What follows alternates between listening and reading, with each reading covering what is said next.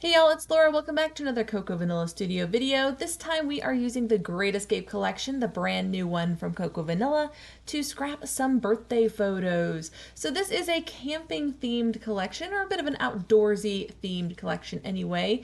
I think you could use it really easily for a road trip or travel as well. And the color scheme is so fun. It's a very usable mixture of your simple neutrals. I think lots of grays, lots of blues, lots of greens, and then you have some pops of yellow and orange and a little bit of red. And I think it's just a great combination for scrapping boy photos, and particularly for my boys, because they do tend to wear a lot of red and orange and the grays. We do like the grays over here. They don't wear a lot of black. There's some black, but not a lot of black. But it's the gray tones that they seem to really drift towards when they're picking out their snarky t-shirts or clothes like that. And so a lot of my photos that feature my kiddos, especially my boys, have those colors. Whereas when I'm scrapping pictures of my girls, of my twins especially, they have bright colored clothes. They like a lot of the pinks and the yellows and the really bright, bold colors. And so this is really fun to kind of switch back and forth between those more neutral tones and those bright colors. This collection has a little bit of both, and I think that's why it is so usable. I am going to go ahead and create a bit of a column design on this one. This has been a common choice for me lately because I am doing a lot of photos on one page. I do tend to scrap multi-photo more often than single photo. And when I do multi-photo, quite often I have 3 or 4 photos, and a great way to get a lot of photos onto a page is to separate them just a little bit. So again, I have 4 photos on this page. I have one 3x4 photo that is going to be my main focal image, and I'm putting that on the right side of the page. And then on the left, I've created a column here with 3 2x3 photos. And then I've squeezed in a couple of little cut apart pieces in between to fill in those spaces. Now, this is a fairly simple design in the background. I don't normally go crazy wild with my backgrounds. I focus on the details within the layout instead of building a complicated background and then adding more and more on top of it. It just becomes really busy, and my focus is always on the photos. So that is where I want the viewers' focus to be. I want the photos to stand out, not the bits and pieces.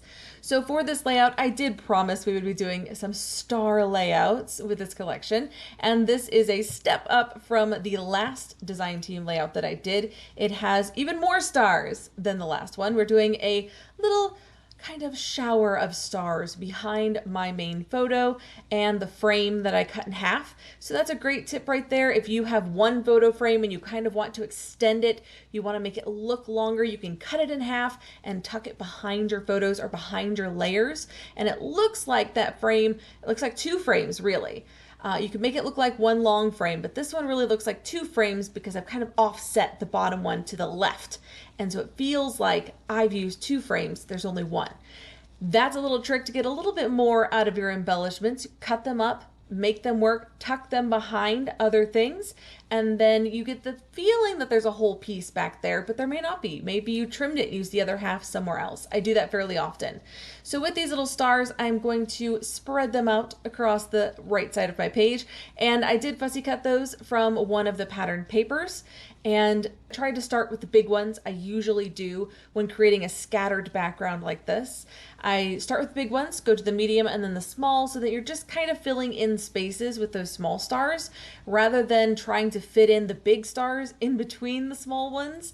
That's a little bit more tricky. So it's good if you can start with the big ones. I am trying to spread out the colors of the stars. So you'll notice I have a big giant gray one at the top. I've put a kind of medium-sized gray one at the bottom. I've put a larger orange one at the bottom. I've put a smaller orange one at the top. So I'm kind of trying to balance out my colors as well as the sizes of the stars when I'm creating a background like this. It comes together fairly quickly. Again, you're just spreading out the stars and moving them as you see. This little space needs to be filled, that little space needs to be filled.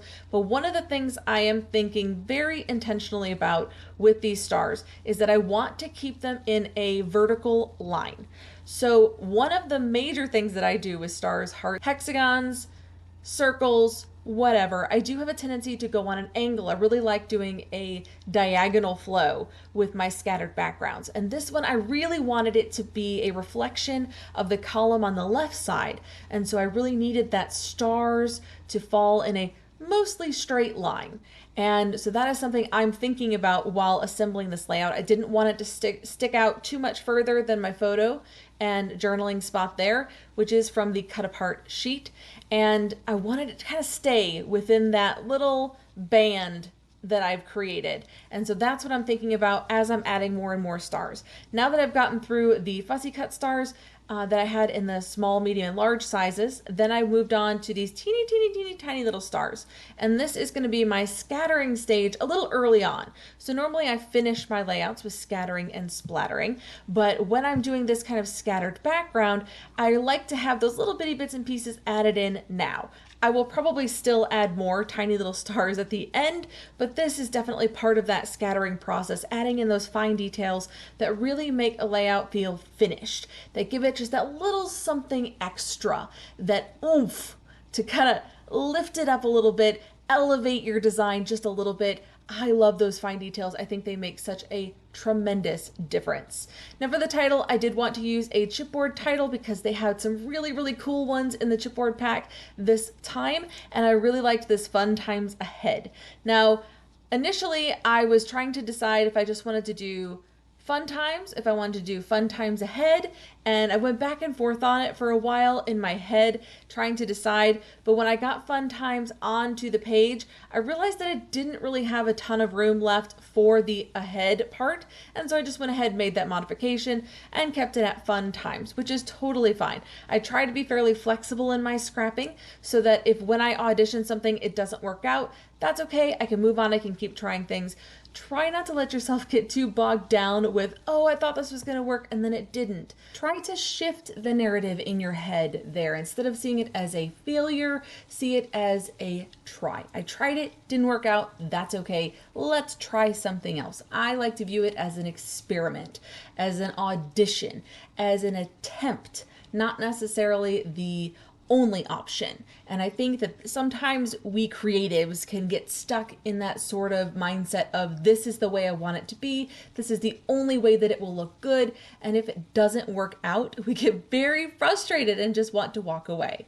And so I have been teaching myself over the years to become more flexible, particularly with my love of design, my love of simple backgrounds. I do try to push myself a little bit more creatively with the embellishing, and by doing that, having my background firmly in place really gives me a sense of structure that I am more comfortable with being flexible around. So if I have a built-in structure already in place that I love, which is why I use go-to designs, those very simple designs, is because I know how those designs work, I am comfortable with them, and so then I can be a bit more experimental with my embellishing. So think about that when you're scrapping. I think it's really important to kind of analyze your scrapbooking and look at your style, look at the designs you tend to lean towards, and try to figure out why, because knowing the why will help you to make scrapping a much more fluid experience. It will make your entire process much faster if you can narrow down what you like and why you like it. And I just find that that makes my scrapping much easier. This particular layout took me about 30 minutes and it came together quite quickly, which was fantastic. I love when that happens for me. It doesn't always, but I love when it does. So now finishing up with a few more, like I said, I was going to add more scattering bits at the end. I definitely did. I came in with some teeny tiny little punched stars that I had used a little hand punch on in the scraps. So these are kind of like the bold colors that were in the background of my fussy cutting or on the back of the scraps of my fussy cutting. I went ahead and punched those out in star shapes because I knew I was going to be using stars, and use them to scatter amidst the larger stars. I'm also going to use them as some scattering bits around any clusters of embellishments that I've used, like some of these little flags over here. I will also grab a couple of these little feathers, I believe, and bring those in near the clusters on the photos on the left side, which added another little touch of something interesting on that side of the page.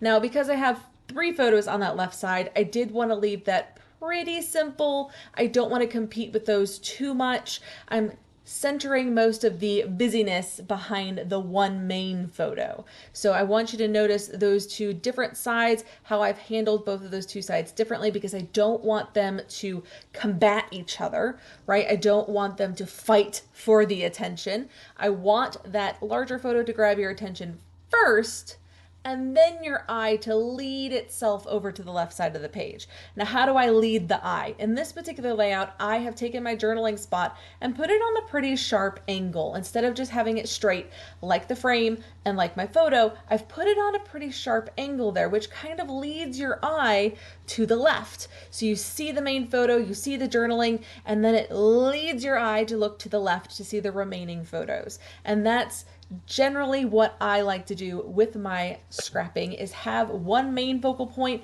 that leads you to other focal points. Just a fun way to keep the eye moving around the page. It adds a little bit of interest. It's something that stands out just a little bit because it's not the same as everything else on the page. And so playing with those concepts is something that I do a lot in my scrapping. Now be sure to check out the Coco Vanilla blog at cocovanilla.com.au to see even more inspiration for this new collection and the previous collections, because we are still currently using a lot of the old collections too. So if you don't have this new one yet, definitely go check out the blog. I assure you there's tons of inspiration for using even more of the Coco Vanilla collections.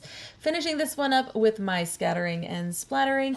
I am doing, like I said, a little bit more scattering with some teeny tiny little stars that I'm gluing around the larger stars, as well as adding some little feathers to the chipboard pieces that I've used to embellish my smaller photos on the left side, so little clusters of feathers to give that just a little bit more interest.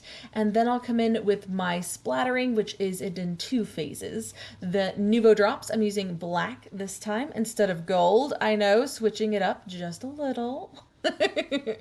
And then coming in with some uncontrolled splatter using some gold ink spray. And I just shake it up really good and splatter it around the outside of my clusters. Oh, I did use gold Nuvo on this as well. So I used both gold and black Nuvo on this layout, which is a little bit fun. Adds more of like a confetti feel in the background to those stars. Gives them more of a celebration birthday vibe, I think. And then this gold splatter ink spray that I'm going to use will give it a full finishing touch around the edges of those stars and around the edges of my clusters of embellishments as well. And that's it. So if you have any questions, please put them in the comments down below. And until next time, bye y'all.